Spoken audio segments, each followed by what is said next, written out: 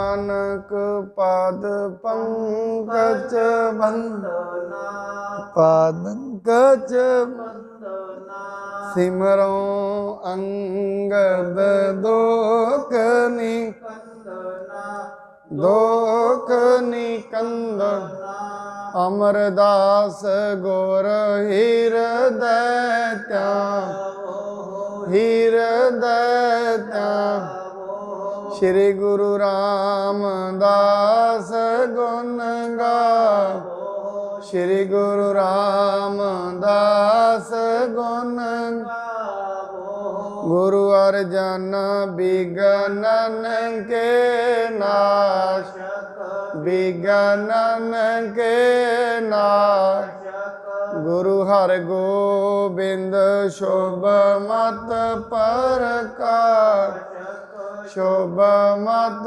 प्रकाश गुरु हर राय नमो कर जोरी नमो कर जोरी गुरु हर कृष्ण मनाए बहोरी मनाए बहोरी तेग बहादुर परम कृपाला जी परम कृपाला गुरु गोबिंद सिंह विसाला गुरु गोबिंद सिंह विसाला तरों तरापुर पुन पुन सीसा जी पुन पुन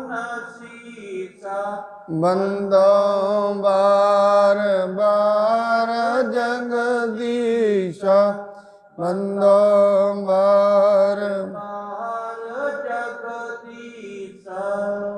श्री गुरु तेग बहादुर महाराज जी दे पावन पवित्र अस्थान श्री गुरु ग्रंथ साहिब महाराज जी दी पावन पवित्र हजूरी अंदर जुड़ बैठे गुरु प्यारे साध संगत जी। गुरु महाराज कहते ने वड भागी हर संगत पावै भागहीन भ्रम चोटां खावै विण भागां सत संग ना लभै विण संगत मैल भरीजै जियो। सत संगत विच आउण दे नाल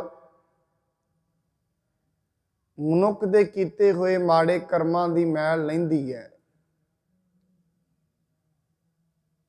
मनुख दे उत्ते जिहड़ा वजन है माड़ियां कर्मां दा वो लहिंदा है। बाणी दा फरमान कहंदे ने महाराज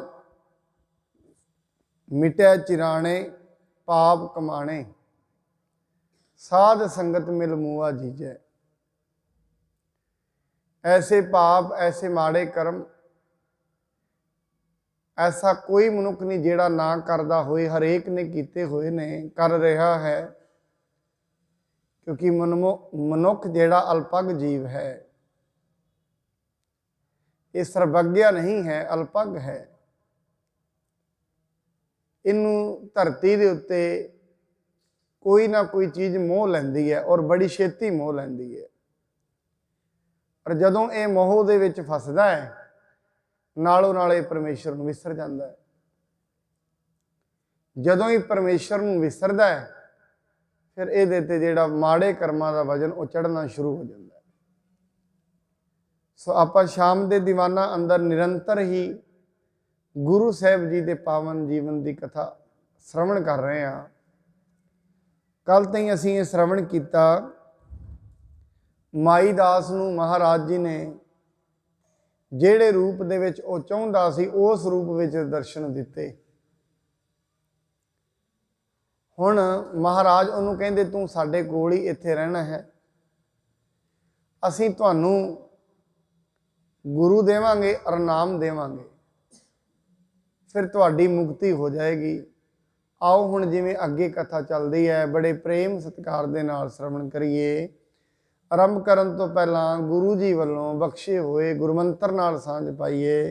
ਸਤਨਾਮ ਸ਼੍ਰੀ ਵਾਹਿਗੁਰੂ ਸਾਹਿਬ ਜੀ। ਸਤਨਾਮ ਸ਼੍ਰੀ ਵਾਹਿਗੁਰੂ ਸਾਹਿਬ ਜੀ। ਰਹੋ ਆਨੰਦ ਹੋਏ ਗੋਇੰਦਵਾਲ, ਮਿਲ ਸਤ ਸੰਗਤ ਸਿੱਖਿਆਣ ਨਾਲ। ਮਹਾਰਾਜ ਕਹਿੰਦੇ ਤੁਸੀਂ ਆਨੰਦ ਦੇ ਨਾਲ ਗੋਇੰਦਵਾਲ ਸਾਹਿਬ ਰਹੋ। ਅਗਰ ਤੁਸੀਂ ਇੱਥੇ ਰਹੋਗੇ ਤੁਹਾਨੂੰ ਬੜਾ ਹੀ ਆਨੰਦ ਪ੍ਰਾਪਤ ਹੋਏਗਾ। ਹਾਥ ਜੋਰ ਤਿਨ ਸਹਿਸੇ ਮਾਨੀ, ਰਹੋ ਸਮੀਪ ਸੰਦੇਹਨ ਹਾਨੀ। ਐਸੇ ਗੁਰੂ ਸਾਹਿਬ ਜੀ ਦੀ ਗੱਲ ਮੰਨ ਕੇ ਮਾਈ ਦਾਸ ਉੱਥੇ ਹੀ ਰਹਿ ਗਿਆ ਅਰੇ ਆਪਣੇ ਮਨ ਦੇ ਸ਼ੰਕੇ ਖਤਮ ਕਰ ਰਹੇ ਹਨ। ਕਾਰ ਬਾਪੇਕਾ ਕੀ ਵੱਡ ਹੋਵੇ, ਸਭ ਸੰਗਤ ਸਿਰ ਕਰ ਨਿਤ ਢੋਵੈ। ਉੱਥੇ ਦਿਨ ਰਾਤ ਬਾਪਿਕਾ ਦੀ ਜਿਹੜੀ ਖੂਹੀ ਬਣਾਈ ਜਾ ਰਹੀ ਹੈ, ਬੌਲੀ ਬਣਾਈ ਜਾ ਰਹੀ ਹੈ, ਉਹਦੀ ਸੇਵਾ ਚੱਲ ਰਹੀ ਹੈ। ਸਾਰੀ ਸੰਗਤ ਮਿੱਟੀ ਕੱਢਦੀ ਹੈ, ਮਿੱਟੀ ਪੱਟ ਪੱਟ ਕੇ ਬਾਹਰ ਸੁੱਟੀ ਜਾਂਦੀ ਹੈ। ਖੋਦਤ ਖੋਦਤ ਜਲ ਲਗ ਗਏ, ਕਰ ਰੂਰਨ ਕੋ ਦੇਖਤ ਭਏ। ਅੱਗੇ ਖੂਹੀ ਦੇ ਵਿੱਚੋਂ ਮਿੱਟੀ ਪੱਟਦੇ ਰਹੇ ਧਰਤੀ ਚੋਂ, ਜਦੋਂ ਹੀ ਜਲ ਦੇ ਨਜ਼ਦੀਕ ਗਈ ਖੂਹੀ, ਉੱਥੇ ਜਾ ਕੇ ਕਰ ਅੜ ਗਿਆ।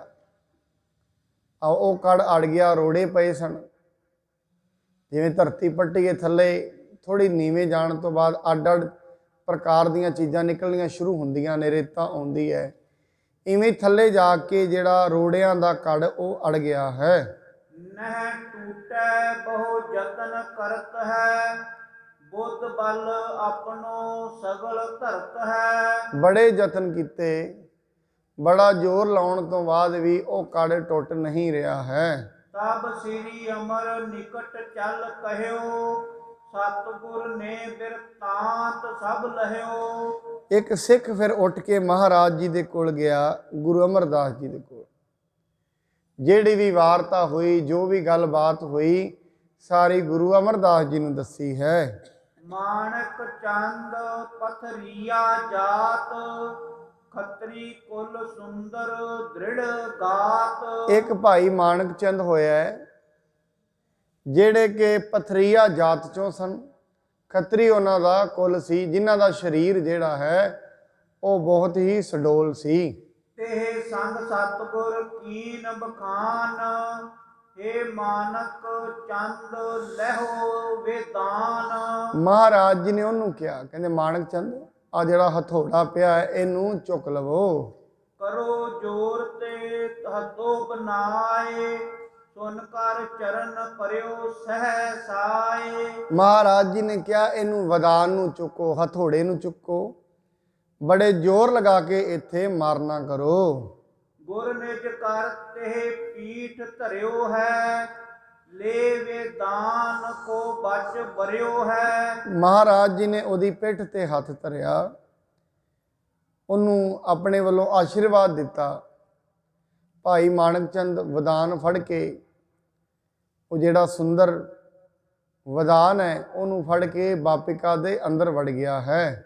ਕਰ ਕੋ ਕਰ ਬਲ ਮਾਰਤ ਭਇਓ, ਟਟਿਓ ਜਲ ਸੋ ਥਲ ਭਰ ਗਇਓ। ਉਸ ਫਿਰ ਭਾਈ ਨੇ ਬੜੀ ਜ਼ੋਰ ਲਾ ਕੇ ਮਾਰਿਆ। ਭਾਈ ਮਾਣਕ ਚੰਦ ਨੇ ਛੇਤੀ ਹੀ ਉਹਦੇ ਵਿੱਚੋਂ, ਖੂਹ ਦੇ ਵਿੱਚੋਂ ਜਲ ਨਿਕਲ ਆਇਆ ਹੈ। ਬੂਟਿਓ ਮਾਨਕ ਹਾਨੇ ਪ੍ਰਾਨ, ਸਤਿਗੁਰ ਸੁਨ ਬਿਰਤੰਤ ਇਹ ਕਾਨ। ਪਰ ਜਿਹੜਾ ਕਾੜ ਉਹ ਤੇ ਟੁੱਟ ਗਿਆ, ਪਰ ਨਾਲ ਦੀ ਨਾਲ ਭਾਈ ਮਾਣਕ ਚੰਦ ਉਹਦੇ ਪ੍ਰਾਣ ਵੀ ਨਿਕਲ ਗਏ। ਇੰਨੀ ਤੇਜ਼ ਲਾ ਕੇ ਪੱਥਰਾਂ ਤੇ ਮਾਰਿਆ, ਥੱਲੇ ਖੂਹ ਸੀ, ਪਾਣੀ ਨਿਕਲ ਆਇਆ, ਉਹਦੇ ਪ੍ਰਾਣ ਵੀ ਨਿਕਲ ਗਏ ਹਨ। ਮਾਨਕ ਹੋਏ ਸੋ ਮਰਤੋ ਨਾਹੀ, ਲੈ ਆਓ ਤਿਸ ਕੋ ਹਮ ਪਾਹੀ। ਸਾਰਾ ਵਰਤਾਂਤ ਗੁਰੂ ਜੀ ਦੇ ਕੋਲ ਆ ਕੇ ਦੱਸਿਆ ਸੰਗਤ ਨੇ। ਮਹਾਰਾਜ, ਐਵੇਂ ਲੱਗਦਾ ਜਿਵੇਂ ਭਾਈ ਮਾਣਕ ਚੰਦ ਦੇ ਪ੍ਰਾਣ ਚਲੇ ਗਏ ਨੇ। ਗੁਰੂ ਸਾਹਿਬ ਕਹਿੰਦੇ ਭਾਈ ਜਿਹੜੇ ਮਾਣਕ ਹੁੰਦੇ ਨੇ ਉਹ ਮਰਦੇ ਨਹੀਂ। ਮਾਣਕ ਦਾ ਮਤਲਬ ਹੀਰਾ ਹੁੰਦਾ ਹੈ। ਕਹਿੰਦੇ ਜਿਹੜੇ ਹੀਰੇ ਹੁੰਦੇ ਉਹਨਾਂ ਦੀ ਜਿਹੜੀ ਚਮਕ ਕਦੇ ਫਿੱਕੀ ਨਹੀਂ ਪੈਂਦੀ। ਤੁਸੀਂ ਐਵੇਂ ਕਰੋ, ਭਾਈ ਮਾਣਕ ਚੰਦ ਦੇ ਸਰੀਰ ਨੂੰ ਚੁੱਕ ਕੇ ਮੇਰੇ ਕੋਲ ਲੈ ਆਉਣਾ ਕਰੋ। ਸੁਣ ਮਾਨਕ ਕੋ ਲਿਆਏ ਨਿਕਾਸ, ਧਰਿਓ ਆਨ ਕਰ ਸਤਿਗੁਰ ਪਾਸ। ਭਾਈ ਮਾਨਕ ਚੰਦ ਨੂੰ ਸਾਰੀ ਸੰਗਤ ਚੁੱਕ ਕੇ ਲੈ ਆਈ। ਆਉਣ ਤੋਂ ਬਾਅਦ ਗੁਰੂ ਜੀ ਦੇ ਪਾਸ ਰੱਖ ਦਿੱਤਾ ਹੈ। ਦਾਹਨ ਚਰਨ ਸੀਸ ਕੋ ਛੁਆਇਓ, ਉਠ ਬੈਠਿਓ ਜਨ ਸੁਪਤ ਜਗਾਇਓ। ਇਸ ਤਰ੍ਹਾਂ ਮਹਾਰਾਜ ਜੀ ਨੇ ਜਦੋਂ ਆਪਣਾ ਸੱਜਾ ਪੈਰ ਭਾਈ ਮਾਨਕ ਚੰਦ ਦੇ ਸੀਸ ਤੇ ਰੱਖਿਆ, ਭਾਈ ਮਾਨਕ ਚੰਦ ਨਾਲ ਹੀ ਉੱਠ ਪਿਆ, ਐਵੇਂ ਜਿਵੇਂ ਸੁੱਤਾ ਹੋਇਆ ਮਨੁੱਖ ਉੱਠ ਜਾਂਦਾ। ਮਹਾਰਾਜ ਜੀ ਦੇ ਪੈਰ ਛੂਹਣ ਦੀ ਲੋੜ ਸੀ, ਸ਼ੋਅ ਮਾਤਰ ਦੇ ਨਾਲ ਹੀ ਉਹ ਖੜਾ ਹੋ ਗਿਆ ਹੈ। ਸਿਰ ਪਰ ਸਤਿਗੁਰ ਨੇ ਕਰ ਫੇਰਾ, ਭਇਓ ਪ੍ਰਕਾਸ਼ ਵਿਨਾਸ਼ ਅੰਧੇਰਾ। ਮਹਾਰਾਜ ਜੀ ਨੇ ਫਿਰ ਭਾਈ ਮਾਨਕ ਚੰਦ ਦੇ ਸੀਸ ਦੇ ਉੱਤੇ ਹੱਥ ਫੇਰਿਆ। ਹੱਥ ਫੇਰਨ ਦੇ ਨਾਲ ਉਹਦਾ ਜਿੰਨਾ ਵੀ ਅਗਿਆਨ ਹੈ, ਅਗਿਆਨਤਾ ਦਾ ਅੰਧੇਰਾ ਉਹ ਦੂਰ ਹੋ ਗਿਆ ਹੈ। ਸਭ ਰਿਤ ਸਿੱਧ ਬਖਸ਼ਣ ਕੋ ਕਰਿਓ, ਨਾਮ ਜੀਵੜਾ ਤਿਸ ਕੋ ਧਰਿਓ। ਸਿਰਫ ਹੱਥ ਧਰਨ ਦੇ ਨਾਲ ਹੀ ਸਾਰੀਆਂ ਰਿੱਧੀਆਂ ਸਿੱਧੀਆਂ ਮਹਾਰਾਜ ਜੀ ਨੇ ਉਹਨੂੰ ਦਿੱਤੀਆਂ ਅਤੇ ਉਹਦਾ ਨਾਮ ਵੀ ਬਦਲਿਆ। ਦੇਖੋ ਸਾਧ ਸੰਗਤ, ਜਦੋਂ ਅਸਲ ਦੇ ਵਿੱਚ ਗੁਰੂ ਕਿਰਪਾ ਕਰਦਾ ਹੈ, ਮਨੁੱਖ ਦੇ ਕਿਰਪਾ ਹੋਣੀ ਹੁੰਦੀ ਹੈ, ਕਿਉਂਕਿ ਜਦੋਂ ਵੱਡੇ ਭਾਗ ਵਡਭਾਗੀ ਮਨੁੱਖ ਬਣਦਾ ਹੈ, ਉਹਨੂੰ ਸੰਗਤ ਦੀ ਸਮਝ ਵੀ ਤਾਂ ਹੀ ਪੈਂਦੀ ਹੈ, ਉਹ ਤੋਂ ਪਹਿਲਾਂ ਨਹੀਂ ਪੈਂਦੀ। ਕਈ ਵਾਰੀ ਸਾਰੀ ਉਮਰ ਲੰਘ ਜਾਂਦੀ ਹੈ, ਪਤਾ ਹੀ ਨਹੀਂ ਰਹਿੰਦਾ ਗੁਰਦੁਆਰਾ ਕਿੱਥੇ ਹੈ, ਸੰਗਤ ਕਿੱਥੇ ਹੈ, ਮੰਦਰ ਮਸਜਿਦ, ਕੋਈ ਸਤਸੰਗ ਦੀ ਸੋਝੀ ਨਹੀਂ ਪੈਂਦੀ। ਔਰ ਕਈਆਂ ਨੂੰ ਬੜੀ ਛੋਟੀ ਉਮਰ 'ਚ ਹੀ ਪੈ ਜਾਂਦੀ। ਇਹਦਾ ਕੀ ਕਾਰਨ ਹੈ? ਇਹਦਾ ਕਾਰਨ ਇੱਕੋ ਹੈ, ਜਿਨ੍ਹਾਂ ਨੂੰ ਛੋਟੀ ਉਮਰ ਦੇ ਵਿੱਚ ਪਈ ਹੈ, ਉਹਨਾਂ ਦੇ ਕੋਈ ਪੂਰਵਲੇ ਜਿਹੜੇ ਕਰਮ ਸੰਸਕਾਰ ਨੇ ਉਹ ਤਕੜੇ ਨੇ।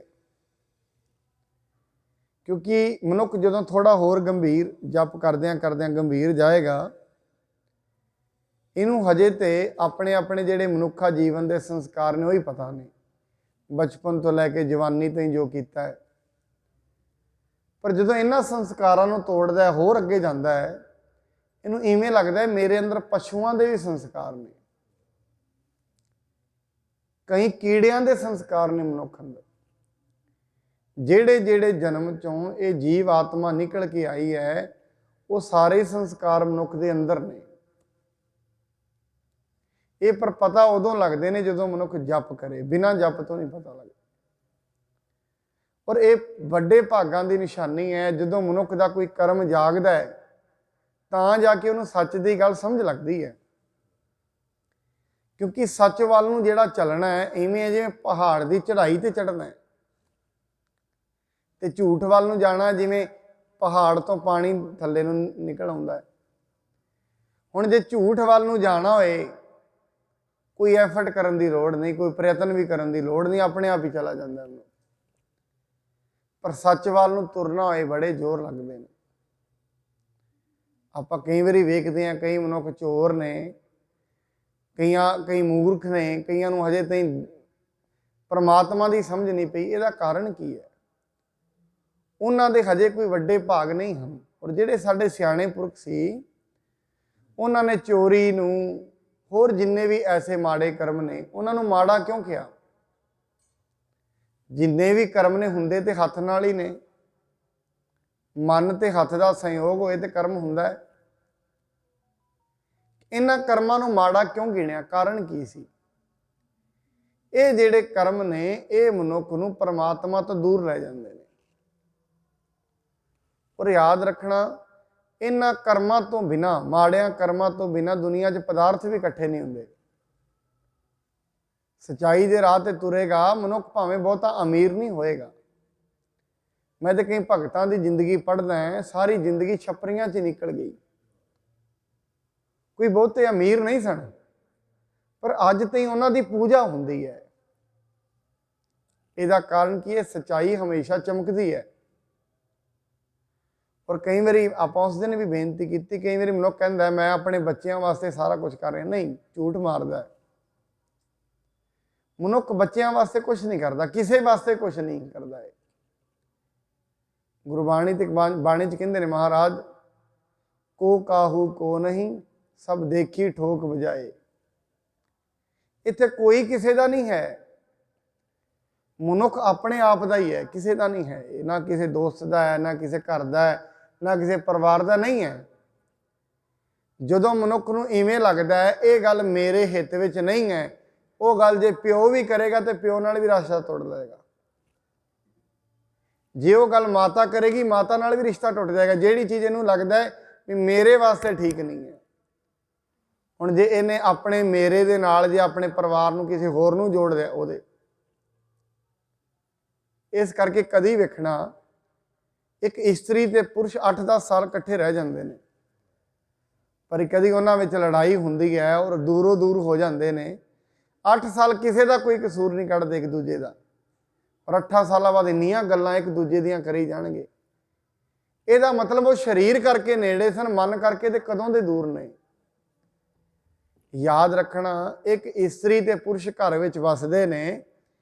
एक इस्त्री अपने पति के सारे अवगुण जानती है और एक पति अपनी इस्त्री के सारे अवगुण जानता है, और कई बारी उन्होंने अवगुणों को जाहिर भी किया जाता है। हुण पति दे विच किहड़े किहड़े गुण ने ये शायद घट पता होण, अवगुण ज़्यादा पता होंदे ने। इस करके साध संगत मनुख ज्यों ज्यों अवगुणों की लैन ते चलता रहिंदा है, क्योंकि इहदी फितरत है अवगुण इकट्ठे करने। सारा दिन मनुख जे किते भी गल करोगे अवगुणों की गल होएगी, गुणों की नहीं हुंदी। इस करके सच्चाई वाल नूं तुरना ये औखा है, झूठ वाल नूं तुरना तो कोई औखा नहीं, कोई यतन नहीं। कदी किसे कहा जाता भी तुहानूं चोरी करनी सिखाईए, किते नहीं सिखाई जाती। झूठ बोलना सिखाया जाता है, नहीं सिखाया जाता। झूठ मनुख आपे सिख जाता है, झूठ की कदी शिक्षा नहीं दी जाती, चोरी की कदी शिक्षा नहीं दी जाती, माड़े कर्मां की किते नहीं शिक्षा दी जाती। देखो माड़ा कर्म ज़्यादा है, फिर भी दुनिया शिक्षा भी नहीं है। कदे किते स्टेजां तो कथा हुई है, झूठ बोलने के तरीके दसे गए, नहीं दसे जाते। मंदिरां चो, गुरुद्वारियां चो, गिरजा घरां चो, जिन्ने भी धार्मिक स्थान ने, सिर्फ सच बोलने की गल दसी जाती है, फिर भी सच्चाई थोड़ी है। कारण की है, झूठ वाल नूं जाना सौखा है, और जिहड़ा शॉर्टकट होए ना मनुख जिंदगी च फड़दा ही उन्होंने है, शॉर्टकट नूं फड़दा है। मनुख हर चीज़ फास्ट फड़दा है, जिहड़ी चीज़ इहनूं छेती फड़ जाए। अजकल तो असीं खाना भी वेख लो, उन्होंने अगे शब्द लग्या फूड, अगे फास्ट। फास्ट का मतलब है जिहड़ा छेती नाल, बस इधरों तैयार होए फिर छेती नाल लैना अपने भोजन नूं, और छेती नाल ही खाना। ये दोवें चीज़ां ने सेहत बिगाड़ दी, क्योंकि दुनिया के उत्ते जिहड़ी भी चीज़ काहली नाल होएगी मनुख नूं परेशानी करेगी, जिहड़ी चीज़ तेजी नाल होएगी। जे सफलता तेजी नाल मिल गई ना, परेशान कर देगी सफलता। कई बारी मनुख नूं बड़ी छेती नाल पैसा मिल जाता है, पदवी मिल जाती है, परेशान करती है, हंकारी हो जाता है। वो दिन रात ही वो पदवी के मान च ही तुरया फिरदा है, परेशान करती है, रिश्तेदारों तो दूर हो जाता है। इस करके महाराज जी कहते हैं, जदों महाराज ने सीस ते हथ धरिया माणक चंद दे, माणक चंद नूं नाल दो नाल ज्ञान हो गया, अज्ञानता टुट गई, सारी पृथ्वी का ज्ञान उसनूं हो गया है। माई दास हकार्यो पास, सतगुर कीनस बाप प्रकाश। महाराज ने माई दास नूं सद्या, जिहड़ा महाराज जी दे कोल आया है, ते महाराज जी ने उन्होंने वाक कहे हन। तोहे गुरु एहो माणक चंद, राखो इनमें सो प्रेम बिलंद। महाराज कहते भाई माई दास, तेरा गुरु अज तो माणक चंद है, तू हुण दिन रात इन्हां विच ही प्रेम बना के रखना है। मंत्र अपनो तोहे बताए, तिलक गुरमुखी मस्तक लाए। ये तेनू अपना मंत्र देवेगा, और ये मंत्र तू अपने हमेशा मूँह दे विचों बोलते रहना है, हिरदे विच उहनूं रखना है, ते हमेशा ये मंत्र नूं बोलना, क्योंकि गुरु हमेशा मंत्र देंदे ने। जिवें भाई गुरदास जी कहते वाहिगुरु गुरु मंत्र है जप होमे खोई। जिन्ने भी परमेश्वर की सिफत सलाह के शब्द ने, ये सारे मंत्र ही ने। बस गल इन्नी है, ये मंत्र बोलने पैंदे ने, बार बार कमाने पैंदे ने। ਜਿਹੜਾ ਇਹਨਾਂ ਮੰਤਰਾਂ ਨੂੰ ਕਮਾ ਲੈਂਦਾ ਹੈ, ਬੋਲਦਾ ਹੈ ਬਾਰ ਬਾਰ, ਬਹੁਤ ਜ਼ਿਆਦਾ ਪਤਿਤ ਵੀ ਹੋਏ ਨਾ ਤੇ ਪੁਨੀਤ ਬਣ ਜਾਂਦਾ ਹੈ। ਮਨ ਵਿਕਾਰਾਂ ਵਿੱਚ ਫਸਿਆ ਵੀ ਹੋਏ, ਸੰਸਕਾਰੀ ਬਣ ਜਾਂਦਾ ਹੈ। ਕਾਰਨ ਕੀ ਹੈ? ਮੰਤਰ ਦੀ ਸ਼ਕਤੀ ਇੰਨੀ ਹੁੰਦੀ ਹੈ। ਆਪ ਜੀ ਨੇ ਗਣਕਾ ਨੂੰ ਸੁਣਿਆ ਹੋਵੇਗਾ, ਗਣਕਾ ਦੀ ਸਾਖੀ। ਗਣਕਾ ਆਪਣੇ ਹਿਸਾਬ ਦੇ ਨਾਲ ਬਹੁਤ ਮਾੜੀ ਹੈ। ਵੇਸ਼ਿਆਵ੍ਰਿਤੀ ਦਾ ਉਹਦਾ ਕੰਮ ਹੈ। ਸਾਰੀ ਦੁਨੀਆ ਵੇਸ਼ਿਆਵ੍ਰਿਤੀ ਦੇ ਲਾਲਚ ਨਾਲ ਉਹਦੇ ਕੋਲ ਜਾਂਦੀ ਹੈ। ਭਾਈ ਗੁਰਦਾਸ ਜੀ ਕਹਿੰਦੇ ਨੇ ਜਦੋਂ ਉਹਦੇ ਕਰਮ ਜਾਗਦੇ ਨੇ, ਵੇਖੋ ਕਰਮ ਜਾਗਣ ਤੇ ਤਾਂ ਮੰਤਰ ਨਾਲ ਭਾਵ ਬਣਦਾ, ਹੋਵੇ ਨਹੀਂ। ਇਹ ਵੀ ਗੱਲ ਹੈ। ਆਪਾਂ ਕਹਿ ਤੇ ਦਿੰਦੇ ਹਾਂ ਸਿੱਧਾ ਹਿਰਦੇ ਦੇ ਵਿੱਚੋਂ ਸਤ ਸੰਗਤ ਦੇ ਵਿੱਚ ਆਉਣਾ ਬੜੀ ਵੱਡੀ ਨਿਸ਼ਾਨੀ ਹੈ। ਉਸ ਤੋਂ ਬਾਅਦ ਫਿਰ ਰੱਬ ਦਾ ਨਾਂ ਜਪਣਾ, ਇਹ ਉਸ ਤੋਂ ਵੱਡੇ ਭਾਗ ਨੇ। ਹੁਣ ਉਹਦੇ ਕਰਮ ਜਾਗੇ, ਪੂਰਬ ਕਰਮ ਅੰਕੁਰ ਜਬ ਪ੍ਰਗਟੇ। ਪੂਰਬ ਕਰਮ ਕਿਹੜੇ ਨੇ? ਜਿਵੇਂ ਅੱਜ ਅਸੀਂ ਬੈਠੇ ਹਾਂ, ਕੱਲ ਜਿਹੜੇ ਕਮਾਏ ਨੇ ਉਹ ਪੂਰਬਲੇ ਹੋ ਗਏ, ਪਰਸੋਂ ਜਿਹੜੇ ਕਮਾਏ ਸੀ ਉਹ ਕੱਲ ਹੋ ਗਏ। ਹੁਣ ਜਿਹੜਾ ਕਮਾ ਰਹੇ ਆ, ਇੱਥੋਂ ਜਾਵਾਂਗੇ, ਇਹ ਪੂਰਬਲੇ ਕਰਮ ਬਣ ਜਾਣਗੇ। ਇਹੀ ਕਰਮ ਸਾਡੇ ਸਾਹਮਣੇ ਆਉਣਗੇ ਕੱਲ ਨੂੰ। ਅੱਜ ਆ ਜਾਣ, ਅੱਜ ਤੋਂ ਸਾਲ ਬਾਅਦ ਆ ਜਾਣ, 2 ਸਾਲਾਂ ਬਾਅਦ ਆਉਣਗੇ, ਇਹੀ ਜਿਹੜੇ ਅੱਜ ਕਮਾ ਰਹੇ ਆ। ਇਸ ਕਰਕੇ ਧਰਮ ਦੀ ਦੁਨੀਆ 'ਚ ਕਿਹਾ ਜਾਂਦਾ ਕੱਲ ਬਾਰੇ ਨਾ ਸੋਚੋ, ਕੱਲ ਆਪਣੇ ਆਪ ਠੀਕ ਹੋ ਜਾਏਗਾ, ਹੁਣ ਨੂੰ ਠੀਕ ਕਰ ਲਓ। ਜਿਹੜਾ ਹੁਣ ਸਾਹ ਲੈ ਰਹੇ ਆ, ਸਿਰਫ ਇਹਨੂੰ ਠੀਕ ਕਰੋ, ਕੱਲ ਆਪਣੇ ਆਪ ਠੀਕ ਹੋ ਜਾਏਗੀ। ਹੁਣ ਗਣਕਾ ਦੇ ਕੋਲ ਭਾਈ ਗੁਰਦਾਸ ਜੀ ਲਿਖਦੇ ਨੇ, ਮਹਾਂਪੁਰਖ ਅਚਾਨਚਕ ਗਣਕਾ ਵਾੜੇ ਆਏ ਖਲੋਤਾ। ਦੁਰਮਤ ਦੇਖ ਦਿਆਲ ਹੋਏ, ਹੱਥੋਂ ਉਸਨੇ ਦਿੱਤੋਣ ਤੋਤਾ। ਦੁਰਮਤ ਵੇਖ ਕੇ ਦਿਆਲ ਹੋਏ, ਹੱਥੋਂ ਫੜ ਕੇ ਤੋਤਾ ਦਿੱਤਾ ਗਣਕਾ ਨੂੰ। ਤੇ ਗਣਕਾ ਨੂੰ ਕਹਿੰਦੇ ਨੇ, ਗਣਕਾ ਪੁੱਤਰ। ਪਹਿਲਾਂ ਤਾਂ ਜਦੋਂ ਉਹਨਾਂ ਪੁੱਤਰ ਕਿਹਾ, ਗਣਕਾ ਵੈਸੇ ਹੀ, ਮੈਨੂੰ ਪੁੱਤਰ ਕਹਿਣ ਵਾਲਾ ਕੌਣ ਹੈ? ਕਹਿੰਦੇ ਪੁੱਤਰ, ਤੂੰ ਅੱਜ ਤੋਂ ਬਾਅਦ ਇਹ ਤੋਤੇ ਨੂੰ ਰਾਮ ਰਾਮ ਕਹਿਣ ਦੀ ਆਦਤ ਹੈ। ਤੂੰ ਸਵੇਰੇ ਉੱਠਣਾ, ਜੁਗਤ ਬਣਾਤੀ, ਜੁਗਤ ਨਾਲ ਹੀ ਮੁਕਤ ਹੈ। ਤੂੰ ਸਵੇਰੇ ਉੱਠਣਾ, ਸਵੇਰੇ ਉੱਠ ਕੇ ਇਹਨੂੰ ਰਾਮ ਰਾਮ ਬੁਲਵਾਉਣਾ। ਹੁਣ ਗਣਕਾ ਰੋਜ਼ ਹੁਣ ਬੀਜ ਨਾਮ ਦਾ ਪੈਣਾ ਸ਼ੁਰੂ ਹੋ ਗਿਆ। 10 ਮਿੰਟ 15 ਮਿੰਟ ਸ਼ੁਰੂ ਹੋ ਗਈ।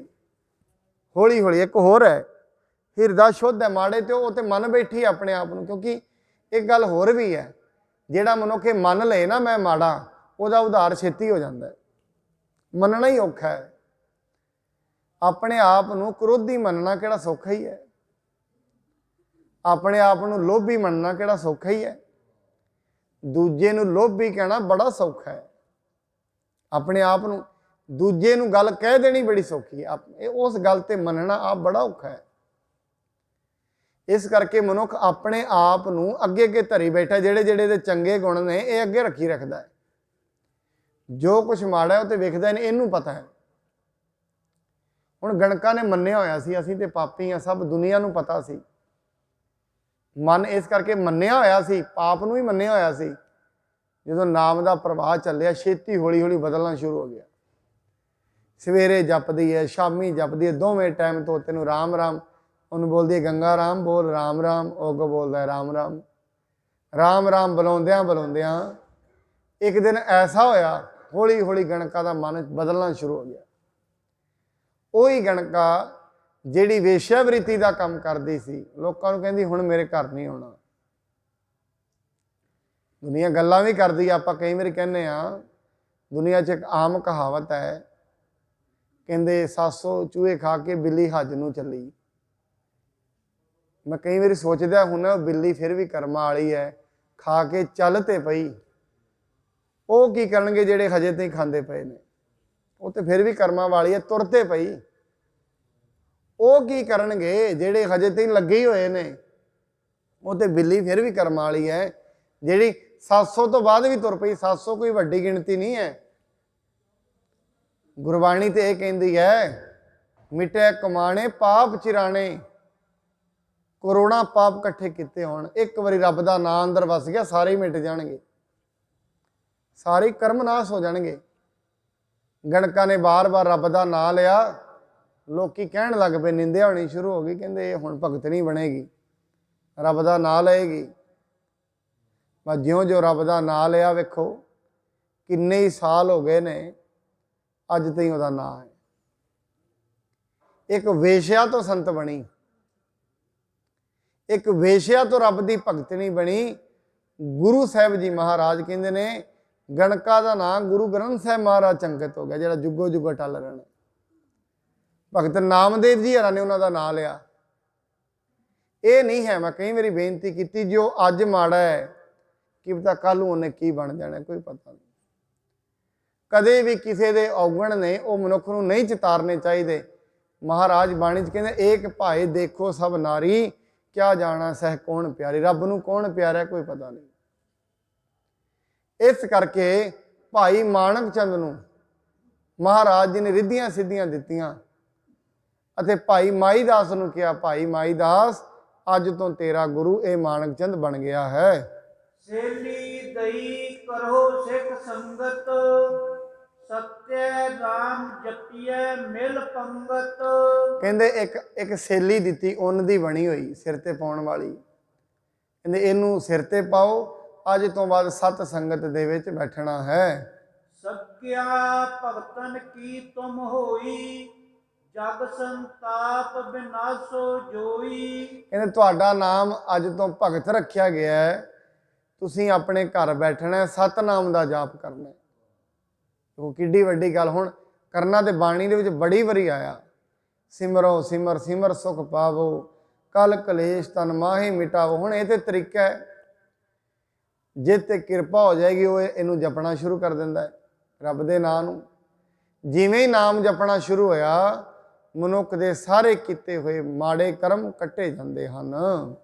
ਤੁਮ ਅਬ ਆਪਣੇ ਗ੍ਰਹਿ ਕੋ ਜਾਵੋ, ਸਤਿ ਨਾਮ ਕੋ ਜਾਪ ਜਪਾਵੋ। ਸਾਹਿਬ ਜੀ ਕਹਿੰਦੇ ਭਾਈ ਹੁਣ ਮਾਈ ਦਾਸ ਤੂੰ ਆਪਣੇ ਘਰ ਜਾ ਕੇ ਸਾਰਿਆਂ ਨੂੰ ਸਤਨਾਮ ਦਾ ਜਾਪ ਜਪਾਉਣਾ ਹੈ। ਗੁਰਮੁਖ ਮਾਰਗ ਕਰੋ ਪ੍ਰਕਾਸ਼, ਜਹ ਕਹੈ ਹੋਵੈ ਭਗਤ ਨਿਵਾਸ।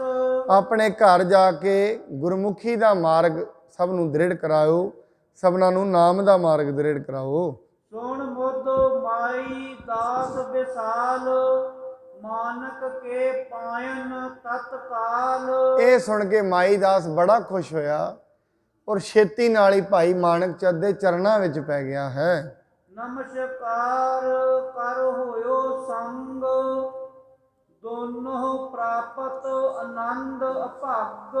ਕਹਿੰਦੇ ਦੋਵੇਂ ਜਣਾਂ ਨੂੰ ਆਨੰਦ ਪ੍ਰਾਪਤ ਹੋ ਗਿਆ ਜਦੋਂ ਭਾਈ ਮਾਣਕ ਚੰਦ ਦੇ ਚਰਨੀ ਭਾਈ ਮਾਈ ਦਾਸ ਲੱਗਾ ਹੈ। ਭੁਗਤ ਮੁਕਤ ਪ੍ਰਾਪਤ ਕਰ ਮਾਹੀ, ਗੁਰ ਤੇ ਕਛ ਅਚਰਜ ਇਹੋ ਨਾਹੀ। ਭੁਗਤੀ ਤੇ ਮੁਕਤੀ ਗੁਰੂ ਦੇ ਹੱਥ ਵਿੱਚ ਹੈ, ਗੁਰੂ ਦੇ ਵਸ ਵਿੱਚ ਹੈ। ਇਹ ਕੋਈ ਅਚਰਜ ਵਾਲੀ ਗੱਲ ਨਹੀਂ ਹੈ। ਗੁਰ ਚੇਲਾ ਦੋਨੋਂ ਤਬ ਹੋਏ, ਪਦ ਸ੍ਰੀ ਅਮਰ ਪਰਤ ਭੇ ਸੋਏ। ਦੋਵੇਂ ਜਣੇ ਗੁਰੂ ਸਾਹਿਬ ਜੀ ਦੇ ਚਰਨੀ ਪੈ ਗਏ। ਗੁਰੂ ਦੇ ਕੋਲ ਸਭ ਕੁਝ ਹੈ। ਸਾਧ ਸੰਗਤ ਗੁਰੂ ਨਾਨਕ ਸਾਹਿਬ ਜੀ ਨੇ ਜਦੋਂ ਗੁਰਤਾ ਗੱਦੀ ਭਾਈ ਲਹਿਣਾ ਜੀ ਨੂੰ ਦਿੱਤੀ, ਗੁਰੂ ਅੰਗਦ ਸਾਹਿਬ ਜੀ ਨੂੰ,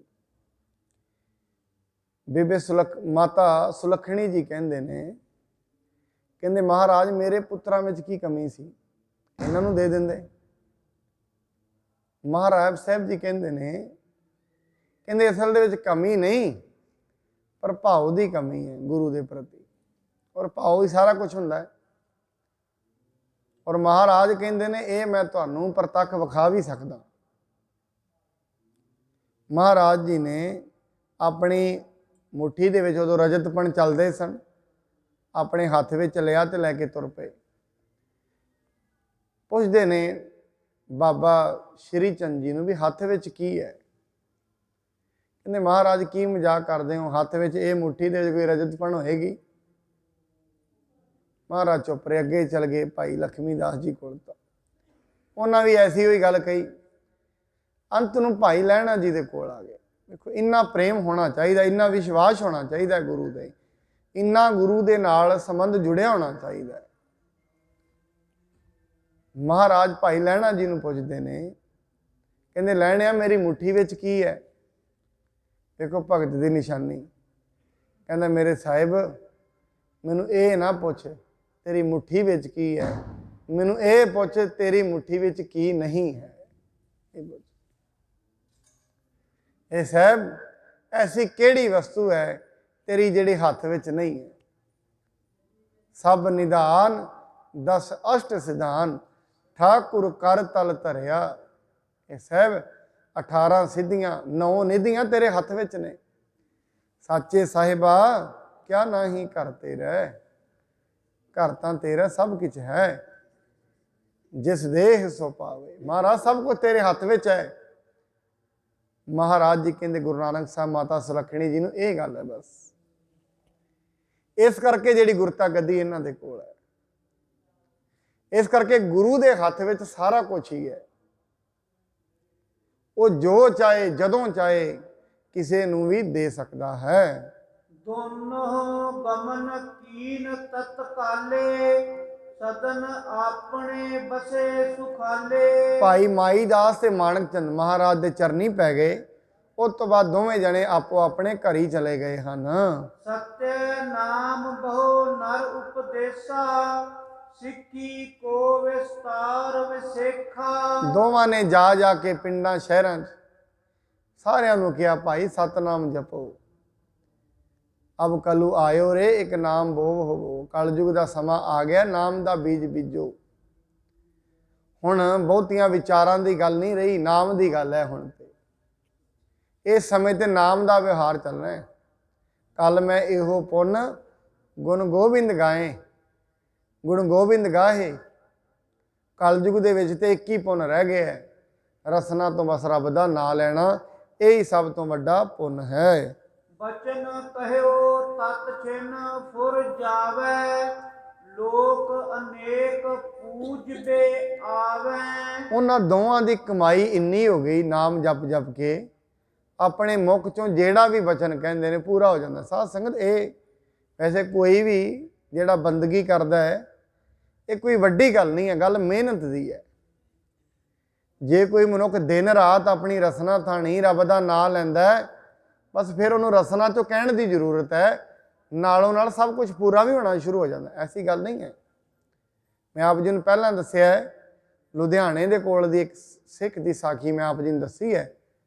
ਇੱਕ ਸੰਤ ਨੇ ਉਹਨੂੰ ਵਾਹਿਗੁਰੂ ਵਾਹਿਗੁਰੂ ਜਪਾਇਆ। ਉਸ ਤੋਂ ਬਾਅਦ ਉਹ ਚਲਾ ਗਿਆ। ਦਿਨ ਰਾਤ ਆਪਣੇ ਹਾਲਾਂ ਦੇ ਪਿੱਛੇ ਫਿਰਦਾ ਹੁੰਦਾ ਸੀ। ਬਸ ਉਹਨੇ ਮੁੱਖ ਚੋਂ ਕਹੀ ਜਾਣਾ, ਨਾਲੇ ਹਾਲ ਫੇਰਨੇ ਨਾਲੇ ਕਹੀ ਜਾਣਾ। ਇੱਡੀ ਬਰਕਤ ਉਹਦੇ ਹੱਥਾਂ ਵਿੱਚ ਆ ਗਈ, ਜਿਵੇਂ ਵੀ ਬੀਜ ਬੀਜਦਾ ਨਾਲੋਂ ਨਾਲ ਫਲ ਜਾਂਦਾ।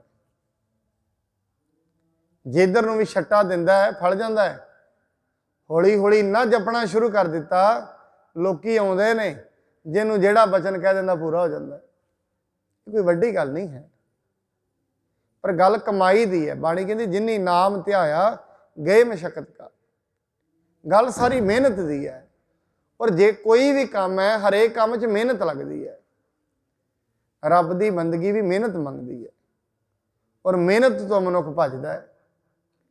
ਆ ਥੋੜੀ ਜਿਹੀ ਦੇਰ ਅਸੀਂ ਗੁਰਦੁਆਰੇ ਉਹਨੇ ਵੇਖੋ ਸਿਰ ਮੱਥਾ ਟੇਕ ਕੇ ਚਲੇ ਜਾਂਦੇ ਹਾਂ। ਇਹ ਕੋਈ ਇੰਨੀ ਮਿਹਨਤ ਨਹੀਂ ਹੈ। ਇੰਨੀ ਨਾਲ ਕੀ ਮਿਲੇਗਾ? ਥੋੜਾ ਬਹੁਤਾ ਜਿਹੜਾ ਮਿਲਦਾ ਮਿਲ ਰਿਹਾ ਬਸ।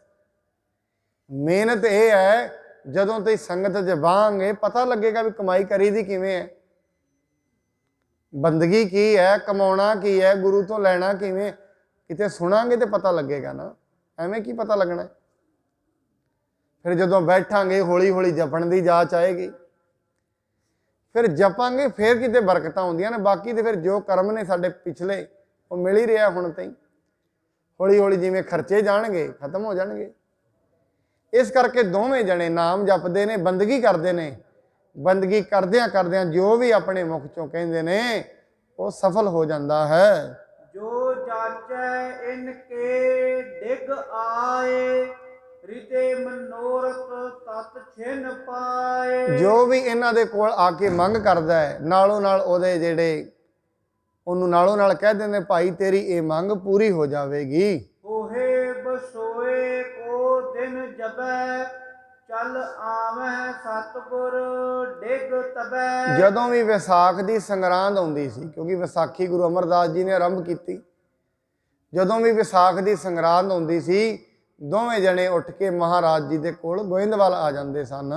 ਦਰਸ਼ਨ ਕਰ ਨਿਜ ਬਿਨੈ ਸੁਨਾਵੈ, ਬਹੁਰ ਆਪਣੇ ਗ੍ਰਹਿ ਕੋ ਜਾਵਹਿ। ਦਰਸ਼ਨ ਕਰਕੇ ਆਪੋ ਆਪਣੀ ਗੱਲ ਸੁਣਾਉਂਦੇ ਸਨ। ਉਸ ਤੋਂ ਬਾਅਦ ਫਿਰ ਆਪੋ ਆਪਣੀ ਘਰਾਂ ਨੂੰ ਮੁੜ ਜਾਂਦੇ ਸਨ।